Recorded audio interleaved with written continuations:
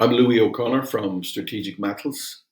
Welcome to our review of the week ending January 2014, 2024. So we have had an active and interesting start to 2024, and the second week of the year revealed lots of data surrounding critical raw materials from the previous year. So let's start with China. Those of you following our news cycle will already know that you cannot have a conversation or probably even write a sentence about rare earths without mentioning China.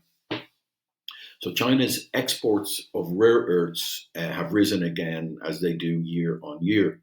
So in 2023, China exported 7.3% more rare earths than in the previous year. Exports rose from 48,000 to 52,306 tons. So this is according to data from the Customs Administration. So the People's Republic also significantly increased its production quotas for this group of critical raw materials, rare earths. Incredibly, China produced more solar panels in 2023 than the entire world did in 2022. So China's vertical integration of the supply chain continues, particularly when it comes to the energy transition, electric cars, solar and wind. As we speak, China is restricting the export of gallium and germanium since August of last year. Naturally, prices are rising as a result. Good news for investors.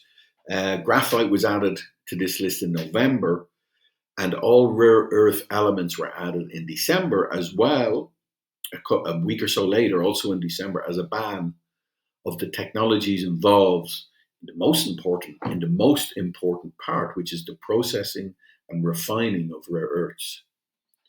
So let's talk a little bit about energy transition, electric vehicles. The sale of electric vehicles increased by 31% in 2023. Now, this is down from a 60% upsurge in 2022. Now, I'm quoting here the market research firm Rho Motion, RHO Motion.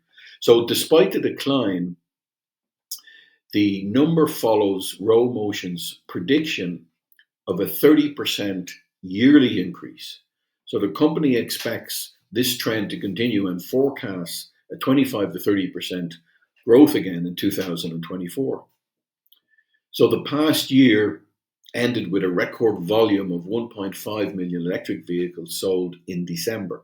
So that's a total of 13.6 million sales over the year.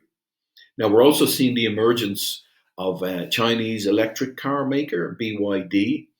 It's predicted that BYD will outsell Tesla for the first quarter of 2024. For the very first time, they will outsell Tesla. So that will make BYD the number one electric car maker in the world, also for the first time. Again, further evidence of China's continued growth up the value chain. Now, what happened in Europe? Let's look at, what happened in Europe this week. So the Norwegian Parliament approved the government's proposal to open up an area in the North Atlantic to explore and extract mineral reserves. So deep sea mining, Norway is the first country government, as far as I know, to approve deep sea mining. Now, the impact on the environment has not yet been fully clarified, and there's also the threat of geopolitical tensions, as Russia already disputes the Scandinavian countries' exclusive claims to that area.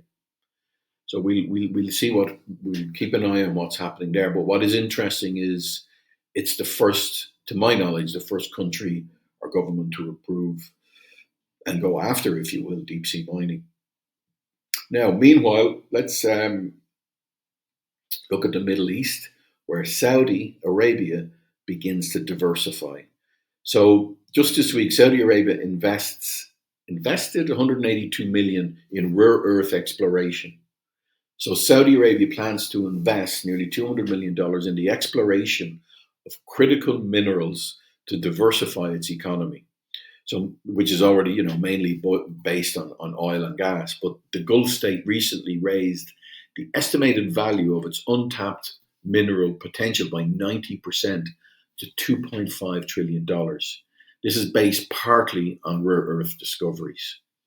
So, at the Future Minerals Forum, which took place in the Arabian capital of Riyadh just this last week, it was also decided to strengthen cooperation in the rare earth sector with the Democratic Republic of the Congo, with Egypt, Morocco, and Russia. Now, that's all we've got for this week. If you have comments, questions, or views on what we've presented, please don't be shy and comment in the comments section. Thank you.